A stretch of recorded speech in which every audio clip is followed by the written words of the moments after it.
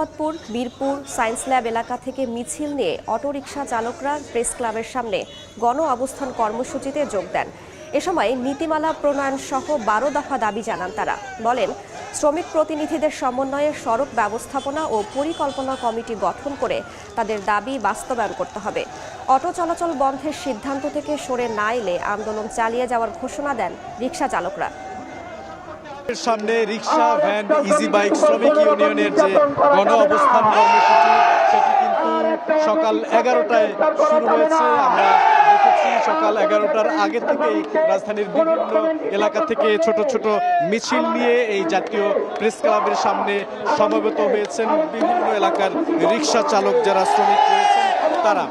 এবং এই মুহূর্তে আমরা দেখছি যে এখানে যে উদীচী শিল্পী গোষ্ঠী রয়েছে তারা এই শ্রমিকদের সঙ্গে, রিকশা চালকদের সঙ্গে সংহতি প্রকাশ করে গণসংগীত পরিবেশন করছেন গত আধা ঘন্টা ধরে। এবং এখানকার যারা নেতাকর্মী রয়েছেন বিশেষ করে এই শ্রমিক ইউনিয়নের তারা বলছেন যে পুরো রাজধানী থেকেই যারা এই অটো চালক বা ব্যাটারি চালিত রিকশা চালক রয়েছেন, ইজি ভ্যান চালক রয়েছেন, তারা এই গণ যে অবস্থান কর্মসূচি সেখানে আসবেন, তাদের দাবি দাওয়াগুলো তুলে ধরবেন। মূলত এই যে 12 দফা দাবি, সেই দাবিগুলোই কিন্তু তারা পূরণ করতে চান। যে সরকারের পক্ষ থেকে তারা একটি স্পষ্ট বক্তব্য চান যে আসলে কোন ধরনের পদক্ষেপ সরকার আসলে নিতে চাচ্ছে। তাদের যে 12টি দাবি, এই দাবিগুলোর মধ্যে কয়টি দাবি তারা মেনে নেবেন। তারা যেটি চাচ্ছেন যে দ্রুততম সময়ের মধ্যে হাইকোর্টের যে আদেশটি রয়েছে বা নির্দেশটি রয়েছে ব্যাটারি চালিত অটোরিকশা চলাচলে যে বিধিনিষেধ সেটি প্রত্যাহার করে নিতে হবে। তাদের অনেক শ্রমিককে আটক করা হয়েছে, তাদের অনেক ব্যাটারি বিক্রি করে দেওয়া হয়েছে, নিলামে তোলা হয়েছে, সেগুলোর তারা ক্ষতিপূরণ চাইছেন।